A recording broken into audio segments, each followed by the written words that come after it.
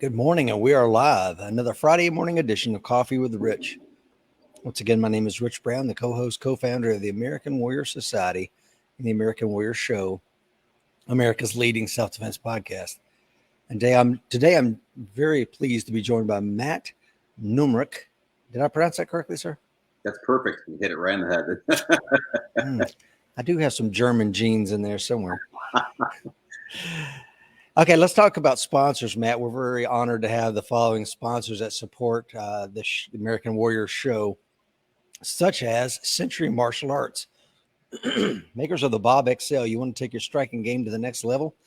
Pick up a Century Martial Arts Bob XL, and just for watching this morning's show, you can get a deep discount on getting one of the Bob XLs.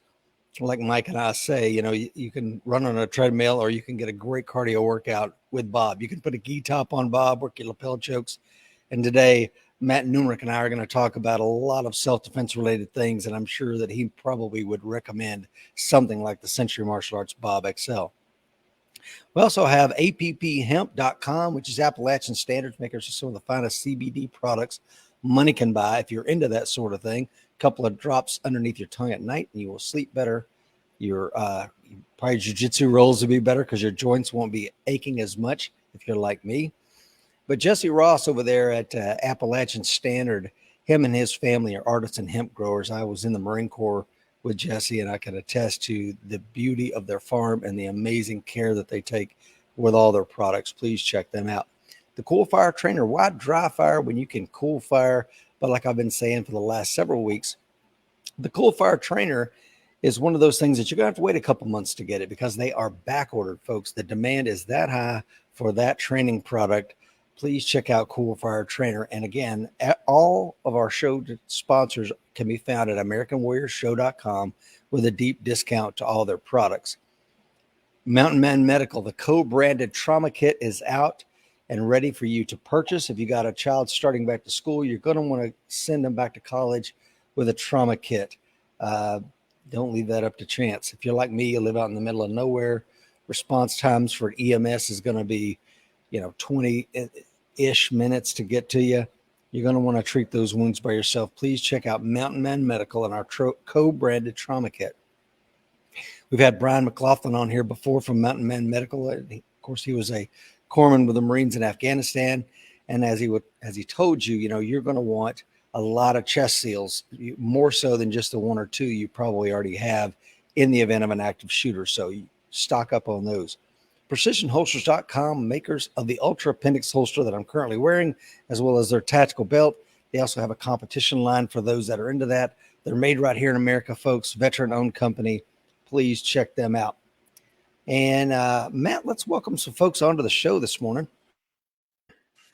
We have Alan Kelly. Good morning, Alan, from Occupied Virginia, coin number 1571.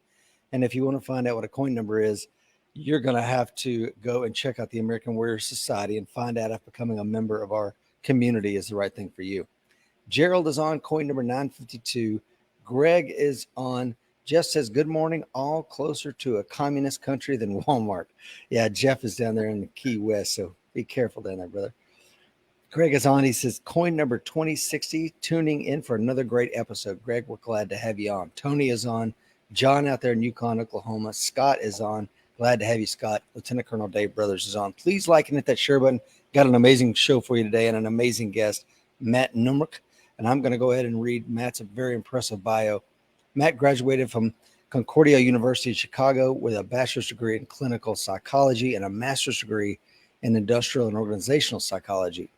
In the beginning, he began studying martial arts and training under Sifu Paul Vunak, under Guru Dan Inosanto, and Bruce Lee's art of Jeet Kune Do. He founded his own studio in the Chicago suburbs shortly after being certified as one of only a handful of full instructors of Jeet Kune Do and the Filipino Martial Arts.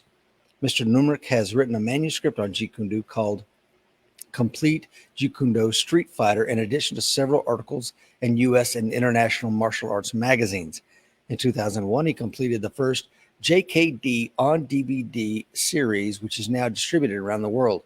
Mr. Numrich was used as a public media resource after the attacks on 9/11, in addition to running several out-of-state seminars. In late 2003, he was invited to teach instructors of the Federal Air Marshals Chicago O'Hare office. He also completed the Fearless Street Fighter online training program, which is perfect at-home training companion and a great supplementary program for students at all levels. National publications and experts alike have hailed the program as, quote, unique and groundbreaking, as it not only focuses on the content of Jeet Kune Do, what is actually taught, but the method and how it is taught, resulting in an incredible training tool. For more information on this, please go to www.fearlessstreetfighter.com. Within the last several years, Mr. Numrich completed many new self-defense programs which focus on average and untrained civilians. As he saw, this is where the need truly exists, and he's absolutely correct on that. Since then, Mr. Numrich has concentrated on Israeli art of Krav Maga and achieved a black belt as a certified Krav Maga instructor. He believes that Krav Maga training is the most effective and efficient way to meet the most amount of civilian need in the area of self-defense. Mr. Numrich still teaches at his new academy in Phoenix, Arizona, when most owners hand the instruction over to their best students in class. His passion is using the martial arts to increase the quality of his students' lives. Whether he's teaching character values to children, intense street fighting drills to men, or confidence-building self-defense techniques to women, Mr. Numrich is living his mission. I love that. His school has a pool of students, which consists of police officers, security guards, military, and other martial arts instructors, men, women, and children of all ages. His close-knit group of students create an atmosphere of faster, more efficient learning for all. The school has specialty instructors for different groups of students, including law enforcement organizations, security companies, young adults, children with learning disabilities, and family members seeking proactive home and environmental safety.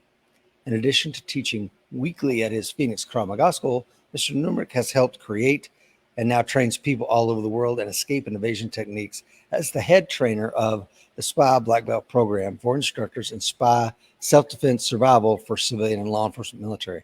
Matt currently lives in Phoenix with his wife, Stephanie, who heads up the Krav Maga self-defense training classes for youth and their 2 sons and dogs. Matt, welcome to the show. Hey, thank you very much for having me. It's great being here. Yeah, happy to have you, sir. Mark is on. Tony says, any relation to Numrich Gun Parts Company? No, you know what? I always get that. And no, I wish I was, but unfortunately not. Yeah, that would be cool. Guile is on from the Philippines. He says, good morning, Matt. Thomas says, I can't wait for the podcast to upload. Wanted to stay up and watch, but I don't think I'm going to make it. Have a wonderful show. God bless. Thank you, Thomas, for popping in. Please like and hit that share button. Matt, what is your impressive bio overlook, sir? You know, probably just not really get into the fact that I just love teaching, as much as I've done over the years. I mean, I've been teaching full-time self-defense now. This is my only gig now for 26 years. And I just still love getting in the classroom and just teaching regular old civilians. Don't get me wrong. I love our law enforcement guys, love our military guys. But what I really see is the need for just the regular civilians to get on in there and get some good self-defense training. So I just love meeting with average people like myself and just, seeing them gain the confidence that they can gain through, just getting some basic self-defense training. I'm not saying that everybody has to go ahead and, aspire to, dedicate the next 10 years of their lives into self-defense or achieve any kind of certification or black belt or anything like that. But literally just going on in there and seeing people after a couple hours of classes, watching their confidence increase and obviously watching their functional skills increase is just incredible. Yeah, I totally agree with you. That's that's doing God's work, as far as I'm concerned, because Sure. The empowerment piece is specific for women and children is an amazing thing that you're doing over there, Matt. How did you personally get into martial arts? Well, I actually did not get into martial arts a little bit later in my life, as I was going through my teens. And I think the basis really started as I was growing up, earlier in my life. My father was a police officer for over 30 years. He was also the commander of our area SWAT team and, got a chance to go do some training at the FBI Academy and everything. So as I was growing up, not only was I surrounded by just hearing all these horrible stories in life of everything that's going around in our community and why would we need to protect ourselves?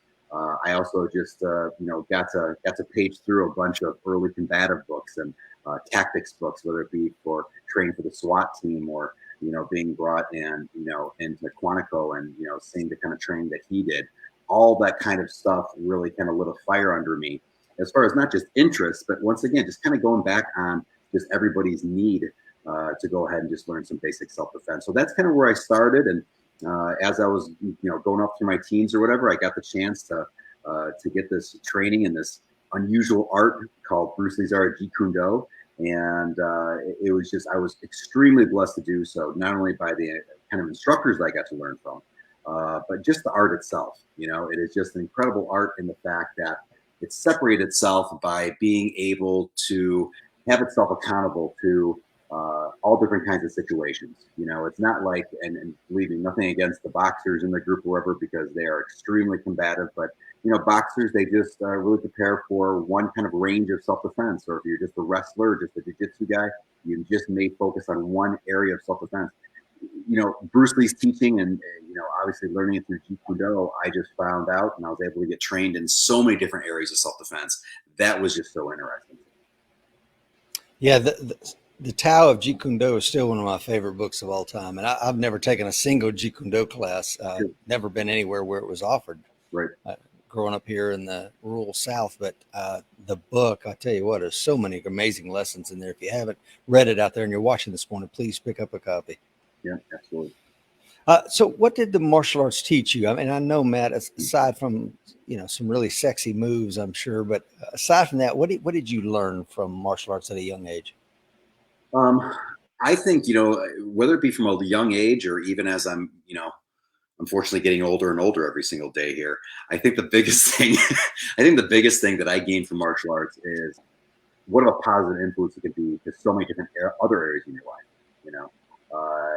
When I go ahead and I take a look at martial arts, I just don't see it as a way to fight or a way to defend yourself. I see it as that, but I see it as how it can go ahead and really improve so many different areas in your life. And what I mean by that is that, when you truly train in martial arts, the kind of emotional control that you're learning, as an example, that can be passed on to other areas in your life. So the next time someone cuts you off in traffic, say, get all pissed off and stressed off in that day, you can go ahead and, really focus on, hey, listen, why did that piss me off? What are some ways I can deter these feelings and really focus on other things? In our everyday relationships, whether you're dealing with customers at work or even, family members in your own home, being able to, kind of gauge yourself emotionally and also control those emotions that, that we all feel when we get upset or frustrated, things like that. That is a huge benefit of martial arts. So it's being able to really take that emotional control, or let's say if you really want to develop, better focus within your work, those kinds of lessons that you can cross over into other areas in your life. That's the true kind of benefit of martial arts. I absolutely could not agree with you more. You're absolutely spot on. Let's see here. Linda is on, says, good morning from Fort Worth. My beautiful bride, Miss Lisa, is on this morning over there at the farm. Good morning, ma'am. Linda says, please post the title of the book you reference. It's The Tao of Jeet Kune Do by Bruce Lee, and hopefully somebody can post a link to it. If not, I will add that, as well as if you want to check out Matt's links, they are on today's show notes as well. And then if you're just joining me, like Linda and my beautiful bride, Miss Lisa, I am Rich Brown, co-host, co-founder of the American Warrior Society, retired Marine Corps officer, former police officer, corrections officer, special operations officer. And I'm very pleased to be joined by Matt Numrich here out of Phoenix, who runs his own Krav Maga. And I'm assuming you also teach Jeet Kune Do there at your school, correct? No, you know what? We decided to, go ahead and take a break on the JKD stuff. Not saying that I'm would never bring it back in my schools or anything like that.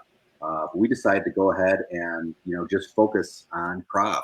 And so for a bunch of years, that's what we've been doing. And, a lot of people ask me, they're like, hey, listen, what's the change? Why did you go from JKD to teaching only Krav Maga? I mean, once again, if you take a look at, where I was in Chicago, not only was I one of the few, if only, JKD only schools in the area, it was one of the few and only JKD schools really in the whole United States. You have a lot of martial arts schools that went ahead and they taught JKD, but then they taught a half a dozen different martial arts. We just focused on JKD for literally decades. And, the reason why we crossed on over is because as great as JKD is, I saw Krav as being a little bit more of a customer-friendly kind of an art. Not just that, but they share so many similarities. One I just want to go ahead and point on out is exactly what I just said before. It is the availability to go ahead and account for every single area of self-defense. And the way that I can kind of explain that to your listeners is that if you take a look at self-defense, and let's say you have 100 different kinds of street fights, and you're able to take one picture in each one of those, 100 or 1,000 street fights, you're going to be able to categorize this one picture in one of these 5 areas of self-defense. The first area of self-defense is what we call kickboxing range, which means you have some distance between you and the opponents. The second range is what we call close quarters combat. So now being at this distance, now you're a lot closer. The third one is ground fighting. We all know about that, obviously. That's where all of a sudden you're horizontal most of the time, right? But that happens on the ground. The fourth area is what we call weapon self-defense. And you talk about weapon self-defense, that's a big, broad area just in itself, right? There's 3 different categories that we focus on weapon self-defense: edge weapons, impact weapons, and projectile weapons. So that's the fourth area there. And then the last area is what we call mass attack or multiple opponents. And what I loved about both JKD and CRAV is that they accounted for not just 1 or 2 areas, but really they made themselves accountable for all 5 areas of self-defense. And I think that's the big difference when you really get down to it is that, can you defend yourself in a bunch of different areas?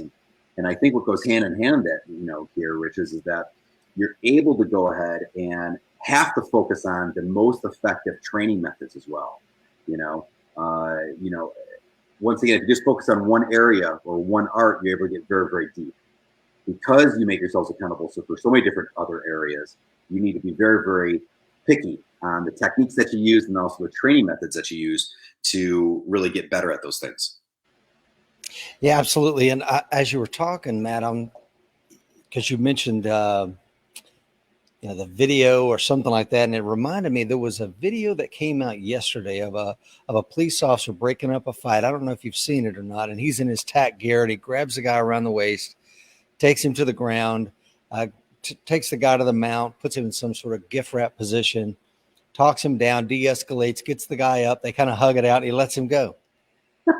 And the reason I say that is because so many agencies are afraid to let their officers train in Brazilian Jiu-Jitsu or Krav or some sort of ground fighting because I think there's a misconception that they're going to be brawlers. And I think that you and I might agree that it's the absolute opposite of the truth. Once they feel more confident in their skills and abilities, they're less likely to go to their tool belt, right? Sure. And they're going to be more confident in those situations. Would you agree in that?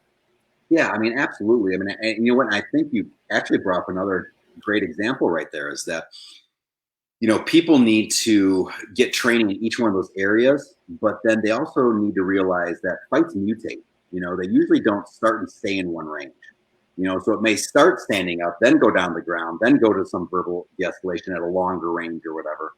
And, I think that is one of the greatest things that I've gained from the arts that I've trained in is that, the way, the example that I always use is that you would never ever go to a, boxing school and take like a, 6 o'clock jab class, 7 o'clock, cross class, 8 o'clock hook class or footwork class. You're going to blend everything together, right? Same exact thing in martial arts. You just can't train, just in ground fighting and focus just on that. And then all of a sudden never mix that with other areas of self-defense. And I think, talking about law enforcement, especially, people who do train in multi kind of areas of self-defense, I see them training in their different areas, but then once again, they never blend. And so they're not used to hitting the ground and then learning how to, let's say, pull something from their tool belt, while they're on the ground. Or it's harder for them to deal in, let's say, close quarters and then have to deal with something else or go to a different range. And so that's a great lesson for all of us is that it's not just good enough to train in each one of those 5 areas that we talked about, but you have to mix everything together because once again, fights mutate.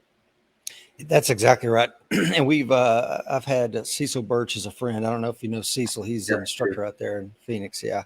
I had dinner with him a couple months ago when we were out there training the police department. But, and Cecil works a lot on that integrated fight. And very few people are doing it. And some of the people that are doing some of that weapons integrated grappling or whatever term you want to call it, are doing some things that may not work. So I don't know if you've seen that as the case, Matt. Yeah, I mean, I think in the day and age of video and social media and whatever, it's very, very easy to go ahead and just start critiquing different kinds of techniques and things like that. And I think we can focus so much on that. We stop focusing on, hey, listen, what are the stuff, what's the stuff that does work, in the real world. And so, just kind of going back to, Bruce Lee's theories and obviously what he kind of taught through the top of Jeet Kune Do and stuff like that, you need to make sure that you test what you train. It's just not good enough just to assume that this is going to work or that's going to work. You need to make sure that you bring it onto the mat and you train it in a bunch of different kinds of scenarios. I totally agree with you. As a matter of fact, back in the 90s when my co-owner, Mike Seeklander, and I were still in the Marine Corps, he got his brown belt in Okinawa freestyle, and his instructor said, you need to go test what we've been doing. You need to get a job as a bouncer. So he brought me in, and we spent the next probably 4 years at working different nightclubs as a bouncer. And one of the things I realized exactly what you're talking about, Matt, is you got to test things. And what you sometimes learn is, and I will speak just for myself, one of the most valuable techniques that I used constantly throughout that career, I never learned in a dojo. To this day, I've never learned it in a dojo anywhere. But it was a simple, very effective technique. And I don't know why people are not teaching it, but if you don't pressure test it, I'm not saying you have to do real live, working in a bar or something like that, but pressure testing it in an academy in a safe environment, I think works just as well. And there's just too many variables to a street fight, man. It's not a good place to be. No, you know what? And I'm going to piggyback right off that. And I'm going to also say that just because it does not work for you doesn't mean that it doesn't work for somebody else. Just given the fact now that, geez, as far as in our classes, I probably personally train between 6,000 and 7,000 people, and if I would get a chance to line them all up and all against the wall, see that there's a lot of variations. I mean, I have students who literally have been 400 plus pounds. I have had students who, my tallest student to date that I can think of was 6'10", but then I get, obviously shorter students who are, 5 foot and under. And something that may work well for the bigger guy may not work for the smaller person, but also vice versa as well. A lot of times, if I'm working with a smaller petite female, a particular technique may work really well for her, but not work well for somebody who's spent the last 20 years in the weight room and doesn't have the flexibility, or let's say is a bigger guy or whatever. So it's just not about finding what works in a real life altercation. It really what works for you as well. And so, sometimes within my classes, I will have students ask me why, what we just learned the last couple months, like, isn't that good enough? Like, isn't that effective enough? And I'll say yes, but it was just effective enough for you. It may need some critical thinking or some adaptation for somebody who's different than you. I mean, my oldest student, that I have in my classes is 81 years old. Wow. And, he moves a little bit different than somebody in their 20s. And so once again, we must be able to find stuff that works, not just in the realm of being efficient and being effective, but what works specifically for that person as well. Absolutely. Completely agree with you. And I want to talk to something, Matt, that you mentioned a moment ago. I think you were alluding to it. And that is, you can watch a video on YouTube or Instagram and poo-poo all over it, but you're seeing a technique in isolation without understanding the contextual application of that technique. Right. And I think that as instructors, too often than not, we eat our own and go, oh, this would never work. Like, well, first of all, you don't understand the context that it is being presented in. And I'll speak to that also to your other point about and I'm going to use myself as an example, at 51 years old with 3 knee surgeries and a screw holding my shoulder together. Sure. My jiu-jitsu is different from my friends who can do berimbolo and go upside down. I'm not ever going to do that. Right. So yeah, you're spot on with that, my friend. Yep. Let's talk about, you got an incredible amount of instructor time, 26 years, I believe you said, Matt. And tell me, in your personal opinion, what makes a great instructor? Oh, geez. That's a big question. I think the biggest thing, for an instructor is that they have to be humble. I have said for a long, long time now, if you ever find an instructor who says they know it all, run the other way. It is really all about making sure that you're always learning. And if anything, if the UFCs and other kinds of, no holds barred tournaments over the last, 20 years or so have taught us, it's the fact that just like every other sport that we have, everything evolves, right? I mean, take a look at how they used to shoot a basketball, right? Between the legs, underhanded, right? Okay. But then, watch how LeBron's playing the game. Okay. All right. Pretty different, right? Okay. And that's just over the course of a handful of decades. Can you imagine, as far as combat goes, over the course of several hundred years or 1,000 years or whatever, once again, there's going to be an evolution. And so by making sure that we stay humble, I think what it helps us do is once again, we always have to search for the answer. I am never embarrassed to go ahead and to get a question from one of my students and say, hey, listen, and they'll ask me a question. And I'll say, I don't know, I don't know. Funny that is actually being brought up right now. I am not kidding you. Literally 3 weeks ago, I had somebody in one of my level 2 classes. So these students have been with me for at least a year. We're learning a particular technique. And the person came on up and say, hey, listen, why don't I see this technique done in kind of, MMA or stuff like that? And I said, I don't know. I mean, I really don't have a good answer for you, and I'd love to find out. So literally, I was going ahead and I was contacting a couple of my, MMA guys and say, hey, listen, about this particular move, why don't we see it done in the ring a little bit more or whatever? So I got to hear kind of their perspectives on things about why it would work, why it wouldn't work, or maybe why it just isn't trained, more or less.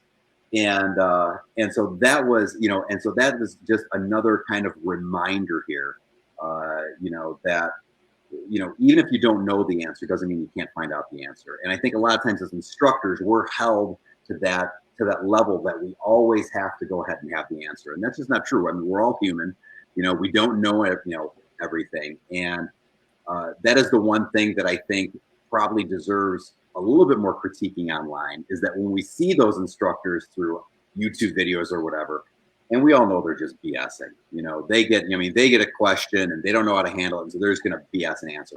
I think everybody would get a lot more respect if they just said, you know what, I don't know, but I'm going to find out the answer. And I think that, having that kind of thought process as an instructor will get you so much farther than going ahead and just BSing your way through instruction or a seminar or class or things like that. I absolutely agree with you. What advice would you give a new instructor, Matt?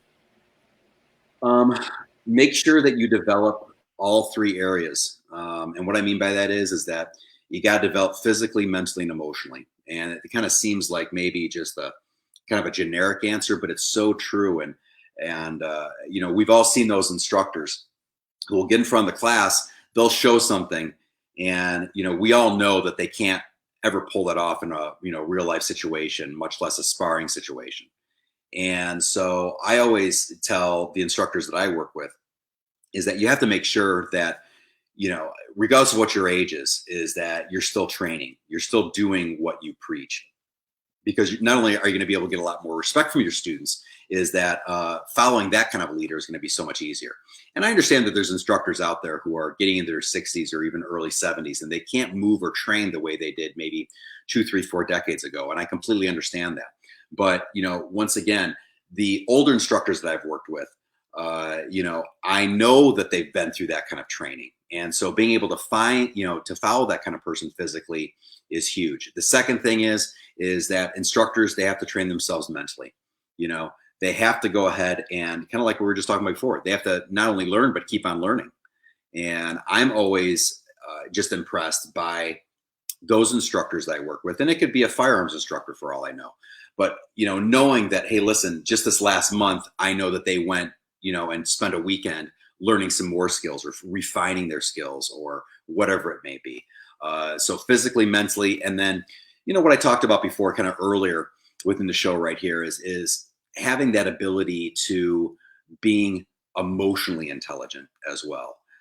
And from an instructor standpoint, how that really plays on out is knowing not only how to relate to people, but how to teach people correctly. Some people are going to be more visual learners. Other people are going to be more kinesthetic learners. Some people can just listen to you for the hour and man, they're just going to ingrain that and they're going to learn that. And then they know it just from listening to you.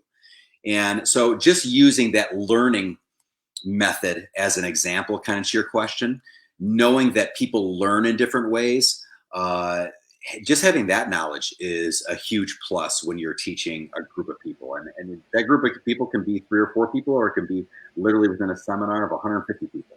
But knowing that you can go ahead and teach in different ways, that's a huge asset. So once again, as an instructor, got to have those 3 things under development and continue development: physical, mental, and also emotional as well. You know, I ask this question to most of my guests who are instructors, Matt, and I always enjoy their answers. And one of the things that you mentioned, actually, one of the things that I can't remember who it was, several months ago, this gentleman said, you can tell an instructor who's been in the game for a while and is continually, you know, working on his continuing education, he'll change his mind about something. And is there anything that you've changed your mind about on your long path in martial arts? Probably too many things. I can equate that as far as, comparing it to being a parent. How you think you're going to parent before you have kids is different than the first couple of years of being a parent compared to as your kids get through grade school, as compared to when your kids get through high school and then even become an adult. How you parent is going to change because you're changing as a person, right? I mean, you're learning things, so man, if I would make a list of specific kinds of techniques or even training methods, we'd probably be on this show for way too long. I can just say this, I think everything has come through, having this blessing of just being an instructor. We're able, and once again, I'll just speak personally for myself. When I teach a technique or I teach a drill, I've seen that technique and drill play out in training or play out in scenario kind of training hundreds of times, and so just having that kind of level of knowledge of seeing that, hey, you know what, that really doesn't work, or that works, but now you put some stress on somebody and guess what, it doesn't work anymore.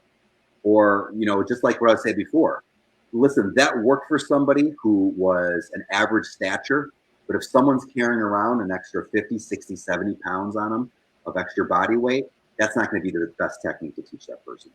And so I think it really comes down to, as an instructor, once again, I'll kind of, say it from that kind of perspective. Being able to get into what I call the lab, the experiment lab, every single week and seeing things play out and seeing what works and what does not work and what needs to be refined. That has taught me a whole host of techniques that maybe just don't work, but need to be fine-tuned in this way or that way. And I can talk about techniques all day long, but I'll tell you one thing here, Rich, that I think a lot of people, really, really overlook. And it's the whole idea about training methods. Techniques is just one area, but having the best training methods, that's one thing that I learned from my JKD instructors is that we can all learn techniques and we can learn it intellectually even, or just standing and doing the techniques back and forth. But having the training methods that not only train you emotionally, but also train the attributes. And what I mean by attributes is those things like timing, distancing, balance, coordination. You need training methods that develop those things just as much as the techniques. Absolutely spot on, Matt. Absolutely agree with you. What advice would you give someone watching this show today, and maybe they're thinking about martial arts, they just don't know if it's right for them? I've had a lot of people that watch the shows when I interview folks like you, Matt, and they're like, I just don't know, man. I'm 45. I don't know if this is right for me. What advice would you give those folks? Do it. Do something.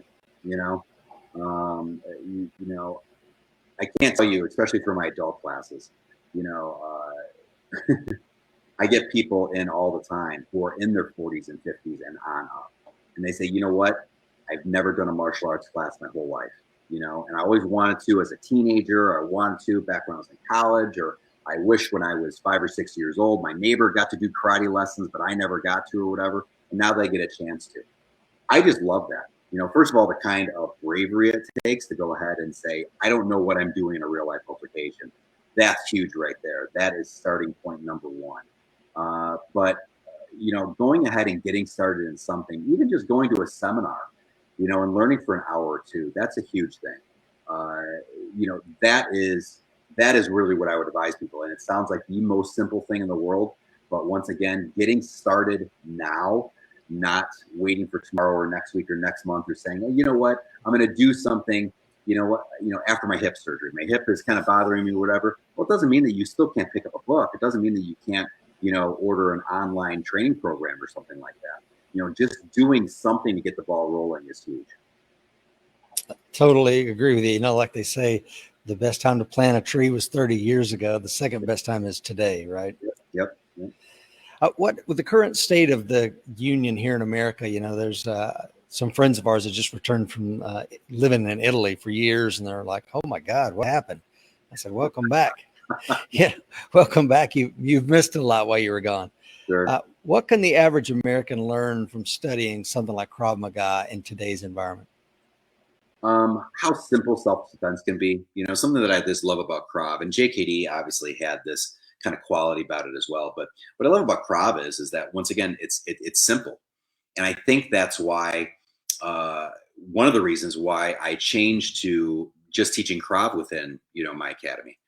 It is simple, and it breaks that stereotype that a lot of times when we think when we have to acquire a new skill, that it's going to take years. It's going to take so much time. It's going to and all of a sudden I get people out there on the floor and I work with them for 45 minutes and they're like, you know what, this isn't really as difficult as I thought, And so being able to go ahead and just learning simple, basic self-defense is once again the best example that I can give everybody.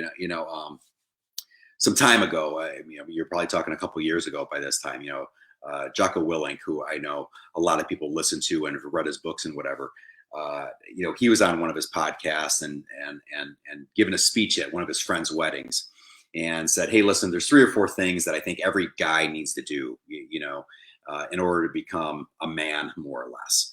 And he said a couple things that were very, very interesting. But one of the 3 or 4 things that he said is that you need to learn how to fight. You need to learn how to fight. And, if the last couple years, especially 18 months, has not reminded us that your own personal safety, it isn't a right, it's your responsibility. That is a huge, huge thing that I think we need to be reminded about. And, once again, we're not talking about dedicating the next 10 years of your life to a self-defense school within your town or anything like that. But it is making sure that we have the idea of, you need to learn how to defend yourself, even if it's the most basic ways. And I think that's what I love about Krav is that you're able to take these people who, maybe they're just looking for a good, solid workout. And now they learn that self-defense can be a lot easier than they think it is. So I think that's a huge thing. Yeah. And I've watched some of your training online as well as other Krav instructors. And one of the things I like about Krav is it does very similar to what, I spent my last 6 years in the Marine Corps on Parris Island, where they train new Marines. And one of the tenets that Parris Island tries to do is inoculate the recruit to interpersonal violence, so that close in range, they're more comfortable with that, because that intimate range, we're just not normally in that space unless we're in that space with a loved one. But now we're in that space in a combative sense. And I think that's one of the things that Krav seems to do rather well. Would you agree? I agree. Once again, it comes down to making a person responsible, not for just one area of self-defense, but all 5 areas of self-defense. You have to know what to do in a longer range. If you take a look at most altercations on the street, they start at that farther off range, with some verbal stuff, right? Well, that's long range. That's kickboxing range. But just like you said, things can escalate to a closer range. Things can escalate down to the ground. Somebody could pull a weapon. A friend can hop on in, and now you have to deal with 2 threats, not just one. And so what I love about Krav is, and I think kind of, once again, going off of what you just said is that you have to find those areas that you're very uncomfortable in, and, another group of people that I just love training because they are a great model of being humble to myself is that whether I get, martial arts instructors who come and take my classes, or even people who are just very, very skilled in self-defense, having that humility to come on in and say, hey, you know what? I'm very comfortable in this particular range, but I don't know what to do in this particular range, or you know what? I've been fighting in, MMA for the last 15 years of my life, but I have no clue how to defend somebody who is attacking me with a knife or a stick or a gun or things like that. That takes a lot of bravery, but it's that kind of humility that will make that person a very, very dangerous person, because that person now has played the MMA game, and now they also have their weapons game also rounded out as well. Yeah, absolutely. As you were talking, I was thinking of one of the things that even as an adult learning martial arts, you will gain that confidence so that if someone's trying to engage you in a verbal conflict and, they're wanting to do the chest out monkey dance or whatever, Right. and it's like, you have enough confidence to just say, hey, man, I'm going to keep walking, man. Have a nice day. Whereas before, if you didn't know anything, maybe your little monkey brain would get all lit up. I can't let this go. But if you have confidence in yourself and your abilities, you're probably more apt to walk away. Would you agree? Absolutely. Is there anything special that folks that live in more restrictive areas or states? I mean, I know that you lived in Chicago for quite a while, teaching and training up there. Is there any way that folks that live in those restrictive areas, is there anything they have to do special to prepare and train? Can you go ahead and define restrictive a little bit more? Yeah, we call it a non-permissive environment, a place that won't allow me to carry pepper spray, or that won't allow me to carry some of the defensive tools that I might normally have in a place like Tennessee, for example. I gotcha. I mean, I think it comes down to, making sure you find out what you can and cannot use and carry and things like that. And then once again, you have to adapt to it, once again, being brought up in the Chicagoland area, I think that's one of the reasons my wife and I decided to move to Phoenix. If you talk about the, political environment, or even the environment about what you're just talking about, restrictions, there's quite a bit of differences between Phoenix and Chicago. Yeah. But what I always told people when teaching people back in Chicago is, once again, find those tools you guys can use, find those tools you can have, because anything can be used as a weapon if you really think about it, right?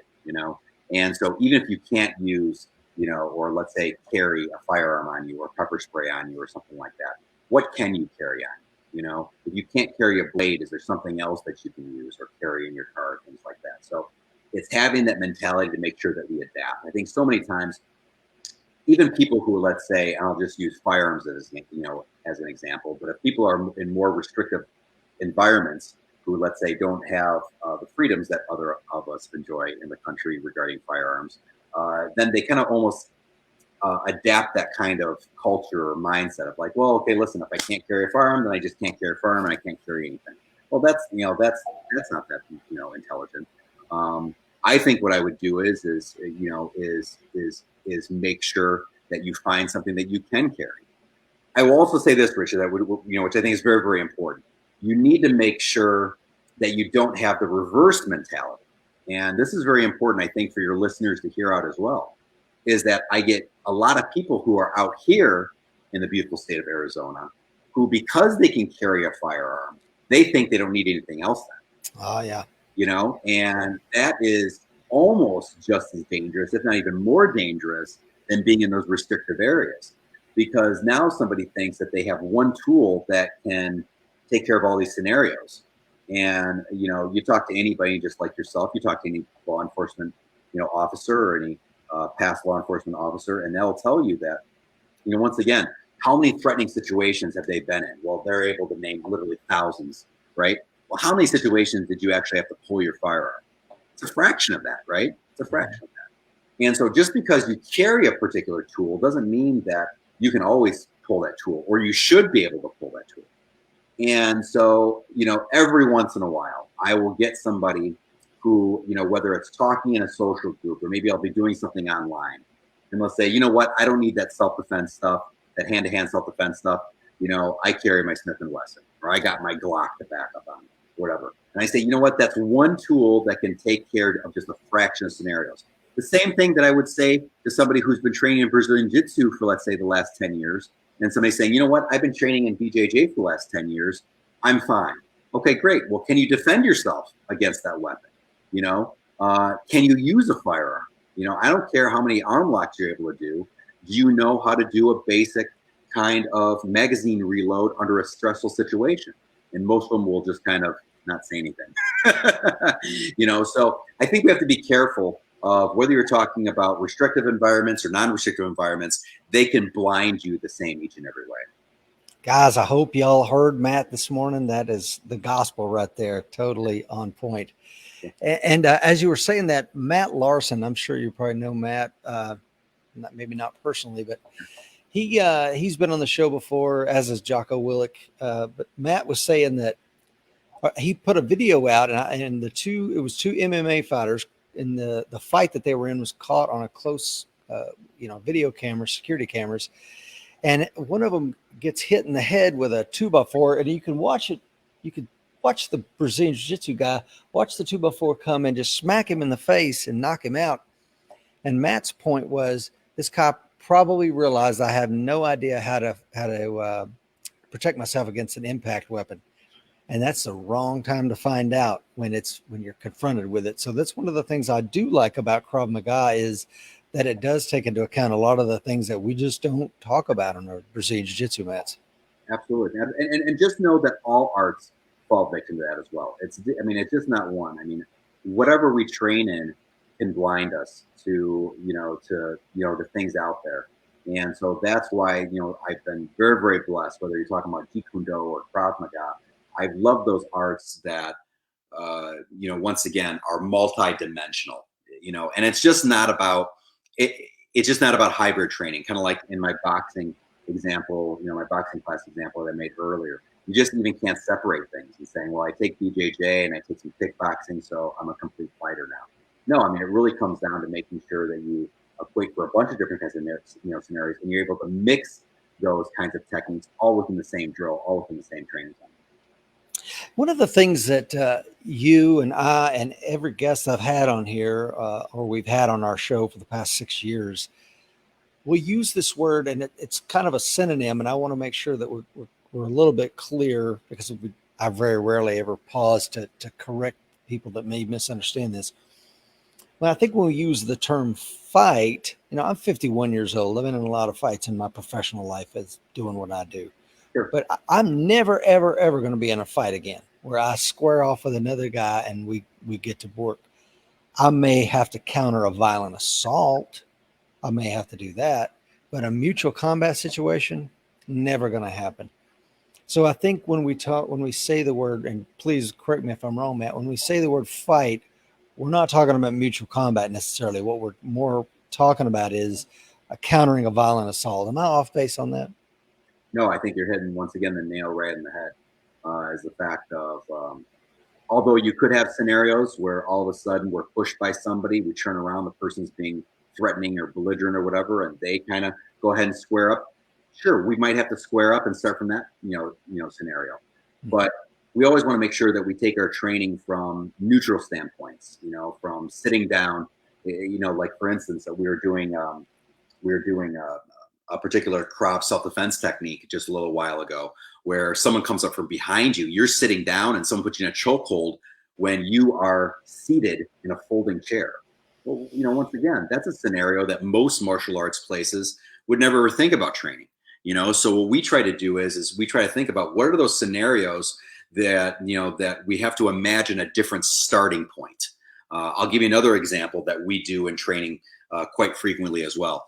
I'll have people go ahead and instead of just squaring up and me saying go, okay, they are just standing, and I have them go ahead and balance on one foot, okay, all right, and close their eyes.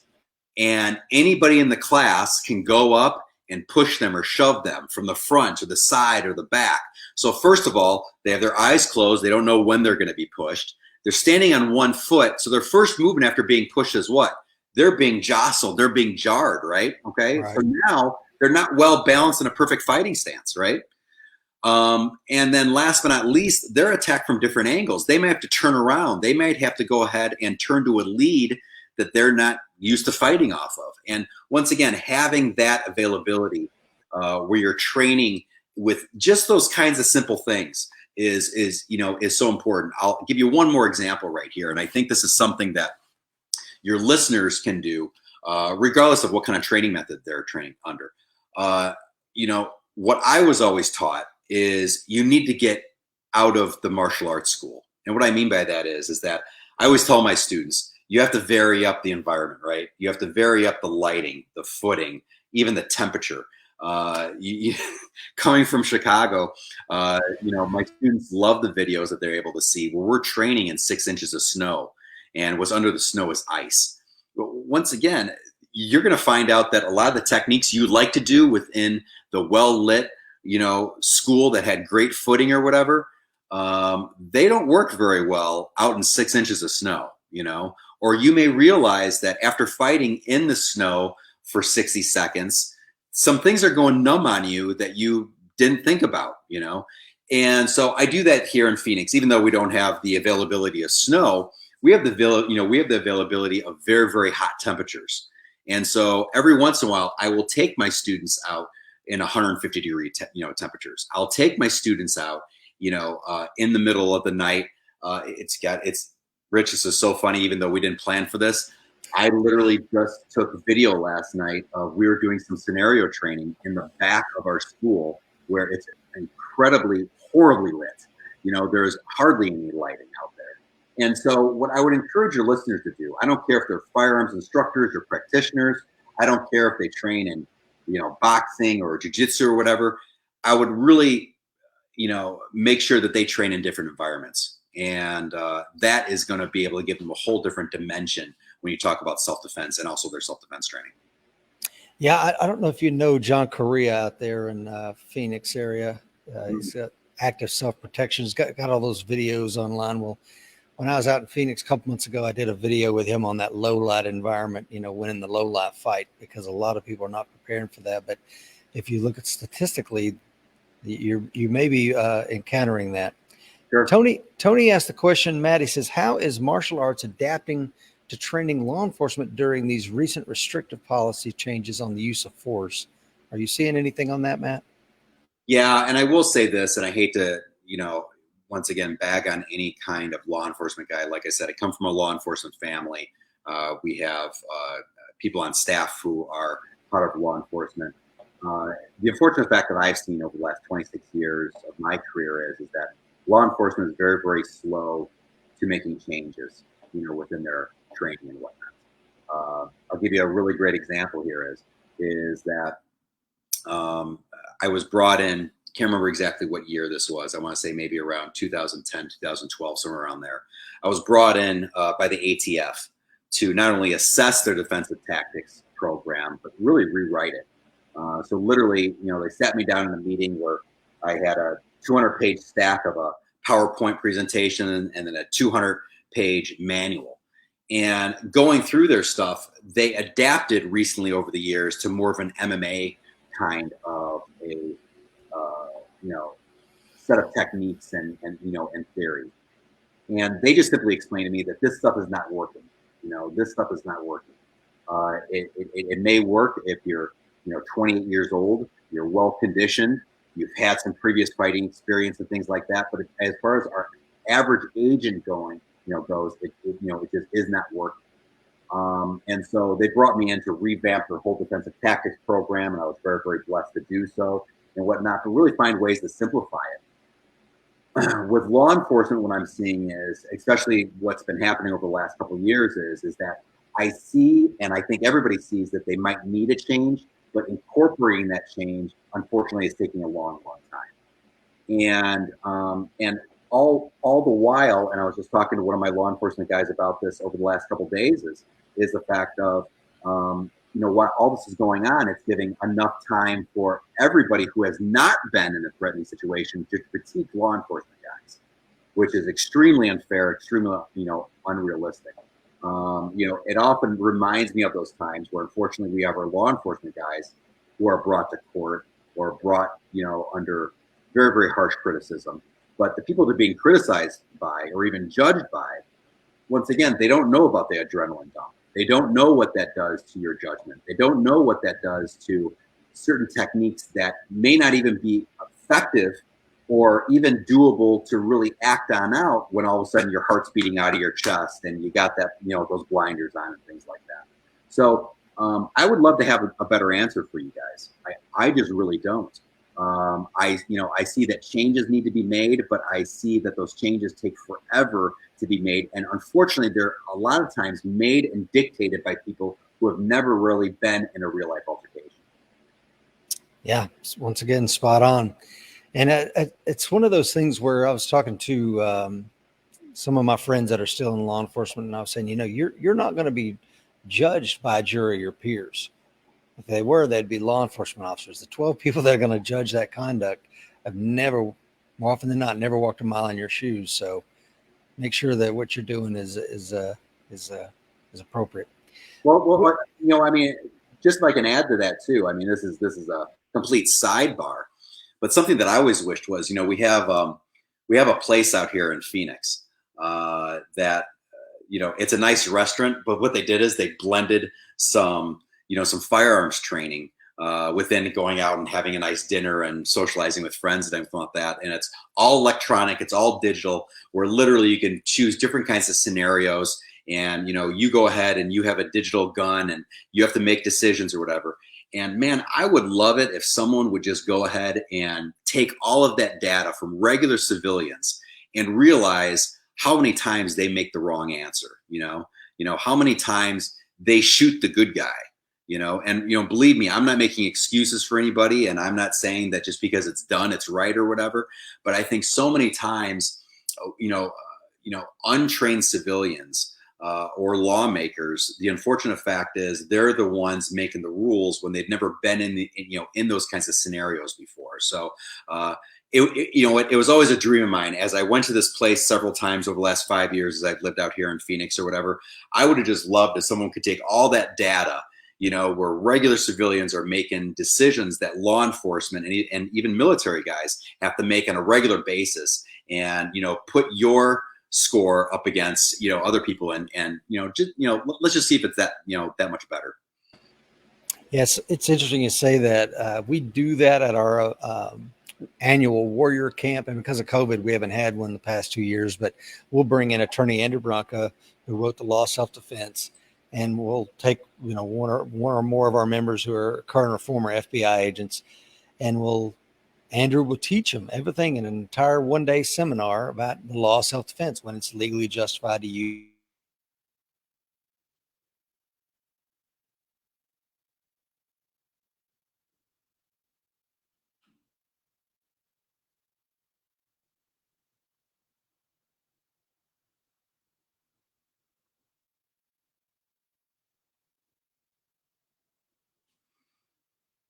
And for those people listening, you may be frozen too.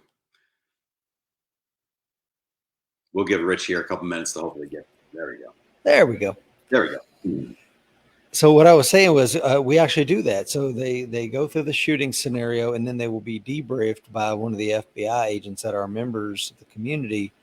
And it's amazing, because we try to give them everything, from the training to the actually utilization, and then the aftermath of the shooting, which is equally important, because you don't want to survive the physical fight only to spend the rest of your natural life in prison, right? Right. Absolutely. And once again, people getting that kind of training, that kind of perspective beforehand is just so important, so I'm glad you guys are doing stuff like that, because it's so needed within our world today. Speaking of our world today, Matt, where is all this lawlessness going, sir? I hate to say it, it's probably going to get worse, which means job security for me. I can't tell you, as we had some of the social unrest happened over the last year or so, and we had areas. I mean, I'll tell you a very nice area that we have out near Phoenix is the area of Scottsdale. Beautiful. I only live about 20, 25 minutes from. But you have nice areas that were threatened. You had nice areas that people didn't feel too comfortable, going outside or whatever. I unfortunately think it's just going to get worse. You're going to see more of that stuff happen. And I think what it really comes down to is once again, hopefully that acting as a wake-up call for people to go ahead and make sure that they have at least some basic training.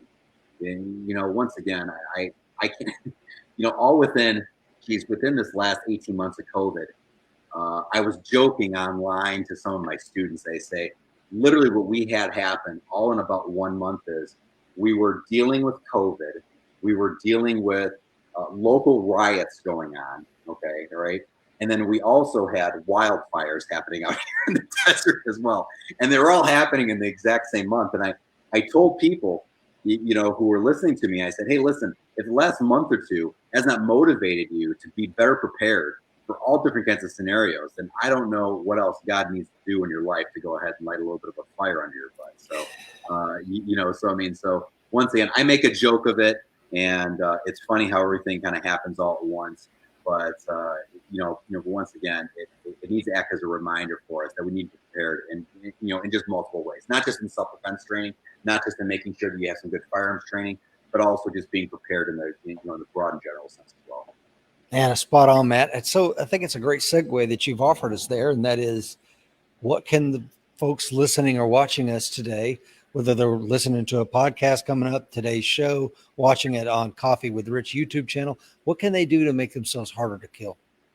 Well, I mean, I think it comes down to, I'm going to use, just to make it simple and to make something that all the listeners can kind of follow and remember, it's making sure they have the development in those three areas again.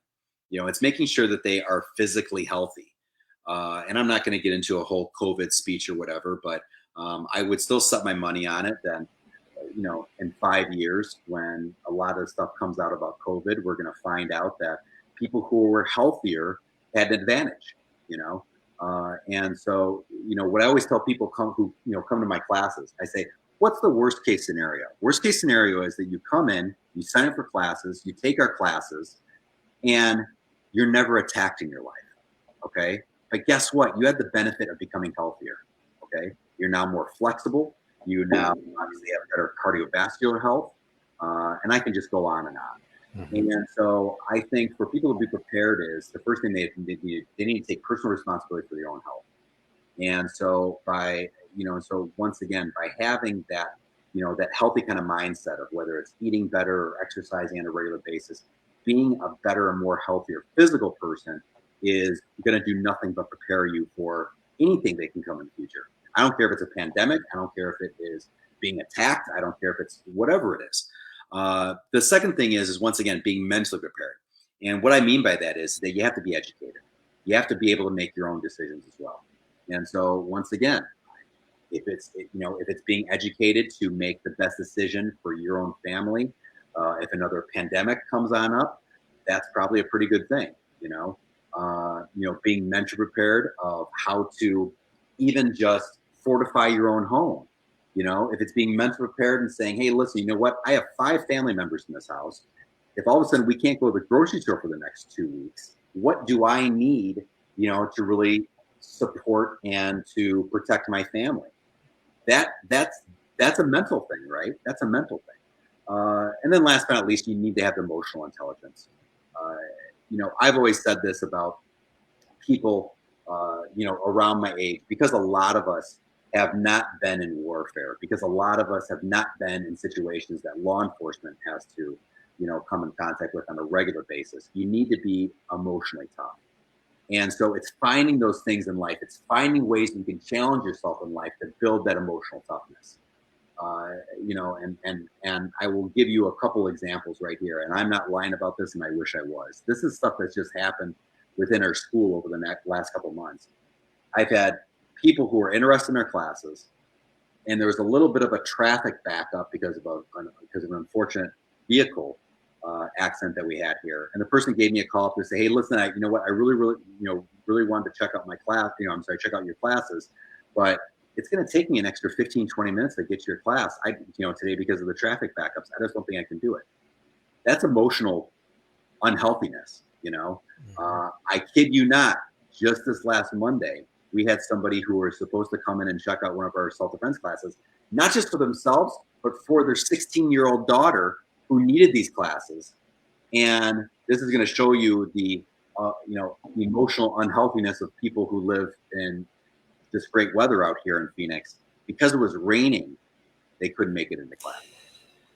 And I want to use those two examples just to once again point on out that I think we can all critique that and kind of once again kind of say, oh geez, those people or whatever. But we are all at an emotional level where we can get better, where we can get stronger, right?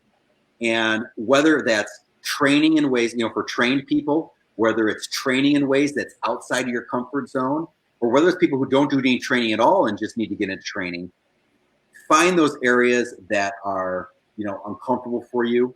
Find those areas that's going to push you to emotionally grow. I think that's going to make you a more prepared person as well. So, man, if you can go ahead and you can combine those three areas of, growing physically, mentally, and emotionally to become more prepared, that is going to present a huge, huge asset in your life.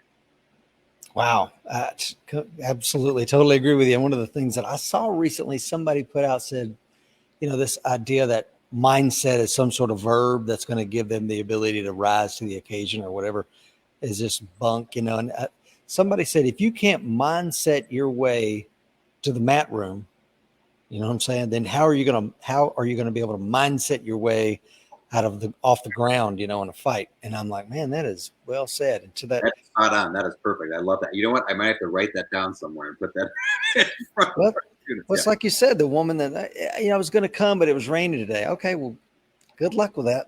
Yeah. No, I mean, once again, if they can't overcome that minimal hurdle, what's going to happen in a real life altercation? And I think, especially once again, this is just something that this whole social experiment over the last 18 months has taught us.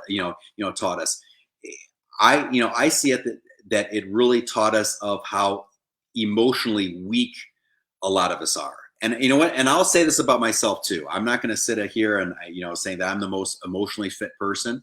But once again, over the last year and a half, if there are things that have not uncovered, how you are emotionally or mentally or even physically or whatever, then I think you're really missing a huge lesson that you could have been taught over the last 18 months. I totally agree, Matt. Matt, where can folks find you?